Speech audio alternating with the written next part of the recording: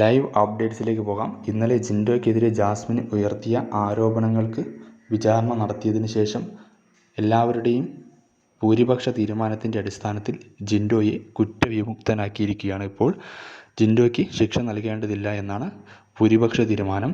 ജിൻഡോയ്ക്ക് വേണ്ടി വോട്ട് ചെയ്തവർ 8 പേരാണ്. ജാസ്മിന് വേണ്ടി വോട്ട് ചെയ്തവർ 7 പേരാണ്. അങ്ങനെ ഒരു വോട്ടിൻ്റെ ഭൂരിപക്ഷത്തിൽ ജിൻഡോ വിജയിച്ചിരിക്കുകയാണ്. സിബിന്, അഭിഷേക് ശ്രീകുമാർ, നന്ദന, സായി, അതുപോലെ തന്നെ ശ്രീരേഖ, ഋഷി, ജാൻമണി, അൻസിബ എന്നിവർ ജിൻഡോയ്ക്ക് വേണ്ടി വോട്ട് ചെയ്തു. ജാസ്മിന് വേണ്ടി വോട്ട് ചെയ്തവർ ഗബ്രി, റസ്മിൻ, അർജുൻ, ശ്രീതു, അപ്സര, അഭിഷേക്, ജയ്ദീപ്, പൂജ എന്നിവരായിരുന്നു.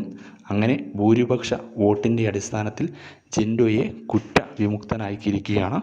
ജിൻഡോ കുറ്റം ചെയ്തിട്ടില്ല എന്ന തീരുമാനത്തിലേക്കാണ് വീട്ടുകാരുടെ ഭൂരിപക്ഷ തീരുമാനത്തിനൊടുവിൽ എത്തിയിരിക്കുന്നത്.